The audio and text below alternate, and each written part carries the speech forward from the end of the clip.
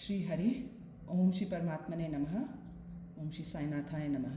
श्रीमद् द्वैपाय मुनि वेद व्यास प्रणीत महाभागवत देवी पुराण ये आरंभ हो रहा है महाभागवत देवी पुराण का।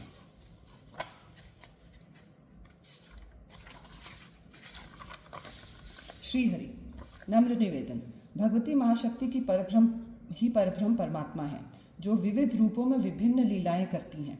इन्हीं की शक्ति से ब्रह्मा विश्व की उत्पत्ति करते हैं, इन्हीं की शक्ति से विष्णु सृष्टि का पालन करते हैं और शिव जगत का संहार करते हैं। अर्थात यही सृजन पालन और संहार करने वाली आद्या पराशक्ति है। यही पराशक्ति नवदुर्गा 10 महाविद्या है।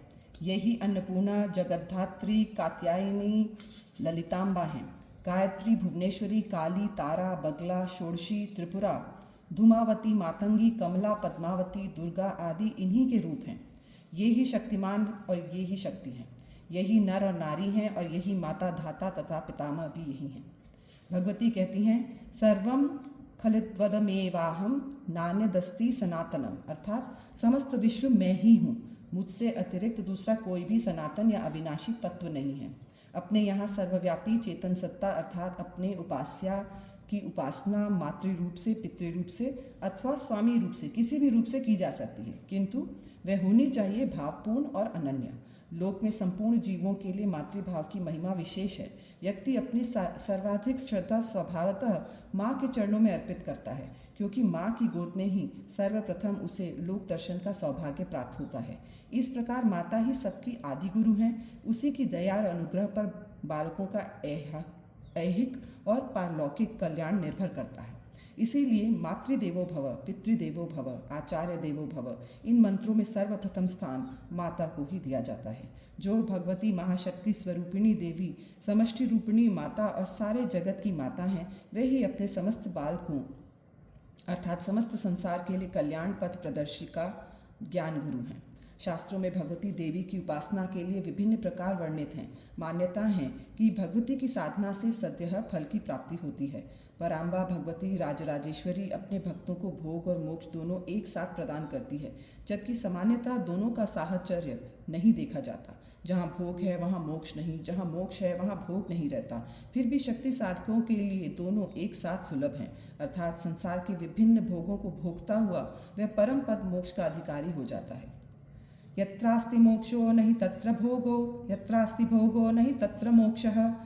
श्री सुंदरी सेवनपराणाम भोगश्च मोक्षश्च करस्थ एव।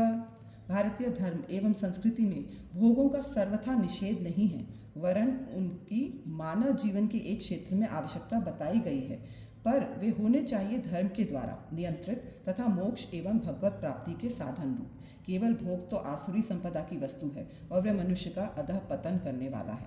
आदि भौतिक उन्नति हो, पर वह हो अध्यात्म की भूमिका पर, आध्यात्मिक लक्ष्य की पूर्ति के लिए। ऐसा न होने पर केवल कामोपभोग परायणता मनुष्य को असुर राक्षस बनाकर उसके अपने तथा जगत के अन्यान्य प्राणियों के लिए घोर संताप, अशांति, चिंता, पाप तथा दुर्गति की प्राप्ति कराने वाली होती है। आज के भौतिकवादी भोग परायण मानव जगत में यही हो रहा है और इसी कारण नित्य नए उपद्रव, आतंक, अशांति, अनाचार, पाप तथा दुख बढ़ रहे हैं। कीट पतंगे की तरह सहस्त्रों मानवों का जीवन एक क्षण में अनायास एक साथ समाप्त हो जाता है। अपने देश में इस अनर्थ का उत्पादन करने वाली भोग परायणता का विस्तार बड़े जोरों से हो रहा है। अतः इस समय इसकी बड़ी आवश्यकता है कि मानव पतन के प्रवाह से निकलकर पाप पथ से लौटकर फिर वास्तविक उत्थान, प्रगति तथा पुण्य के पथ पर आरूढ़ अग्रसर हो। इस दिशा में यदि उचित रूप से इस महाभागवत देवी पुराण का अध्ययन तथा तदनुसार आचरण किया जाए तो वह मानव के भौतिक एवं आध्यात्मिक उत्कर्ष में बहुत कुछ सहायक सिद्ध हो सकेगा। प्रस्तुत देवी पुराण में मुख्य रूप से देवी की महात्म्य एवं उनके विभिन्न चरित्रों की प्रधानता है। इसी कारण इसे देवी पुराण कहा गया है। इसमें मूल प्रकृति भगवती आद्या शक्ति की गंगा, पार्वती, सावित्री, लक्ष्मी, सरस्वती तथा तुलसी आदि रूपों में विवर्तित होने के रोचक आख्यान विस्तार से आए हैं। साथ ही तुलसी, आमलक, बिल्वपत्र तथा रुद्राक्ष की महिमा का भी विस्तार से निरूपण हुआ है। अंत में शिव शक्त्यात्मक पार्थिव तथा अन्य लिंगों की पूजन विधि, उपासना, आराधना एवं महिमा उपवर्णित हैं। महाभागवत देवी पुराण वेद व्यास की रचनाओं में उप पुराण होते हुए भी पूर्ण रूप से महिमा मंडित है। इसमें कितने तो अध्याय हैं, 81 आई थिंक अध्याय, और प्रायः 8400 श्लोक हैं। वस्तुतः इस उप पुराण का नाम महाभागवत ही है, परंतु भगवती महादेवी के चारों चरित्रों का ही इसमें मुख्यतः प्रतिपादन होने के कारण इसे देवी पुराण भी कहा गया है। वैसे देवी पुराण नामक अन्य प्राचीन उप पुराण भी मिलता है, जिसमें 128 अध्याय हैं। उसके वचन भी धर्मशास्त्रीय ग्रंथ में मिलते हैं। बृहद्विवेक प्रभृति ग्रंथों में महाभागवत तथा देवी पुराण दोनों का ही पृथक पृथक उप पुराण मानकर गणना की गई है। दोनों ही पुराणों का अपना विशिष्ट महत्व है। जिज्ञासु पाठकों को नाम सादृश्य से भ्रमित नहीं होना चाहिए। ये पुराण अधिक प्रचलित न होने के कारण इसकी मूल प्रतियां भी सर्वत्र उपलब्ध नहीं हैं तथा इसका अनुवाद भी उपलब्ध न होने के कारण मूल श्लोकों का हिंदी अनुवाद मौलिक रूप से किया गया है। इसका संशोधन परिवर्धन भी विद्वत गणों के द्वारा संपन्न हुआ है। इस पुराण का अनुवाद करने में मूल श्लोकों के भावों को स्पष्ट करने का विशेष ध्यान रखा गया है। भावों के स्पष्टीकरण की दृष्टि से कुछ आवश्यक टिप्पणियां भी दी गई हैं। कल्याण वर्ष सन 79 कहा गया है। सन 2005 ईस्वी में महाभागवत देवी पुराण का सानुवाद प्रकाशन विशेषांक के रूप में किया गया है। इस महत्वपूर्ण पुराण की विशेष मांग होने के कारण तथा सतत उपलब्धि बनाए रखने के लिए उद्देश्य से इसका पुस्तक रूप में पुनः प्रकाशन किया गया है।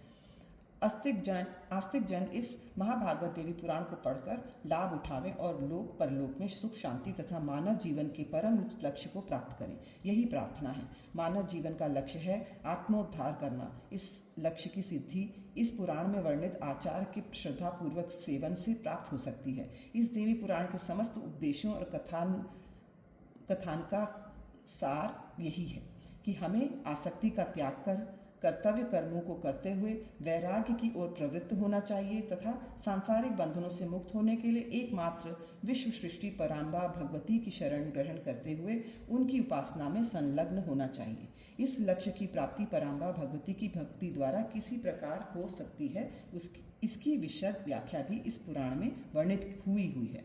यदि इसके अध्ययन से जनता जनार्दन को आत्मकल्याण की प्रेरणा किसी भी रूप में प्राप्त हुई तो ये भगवान की बड़ी कृपा होगी, श्रम सार्थक होगा।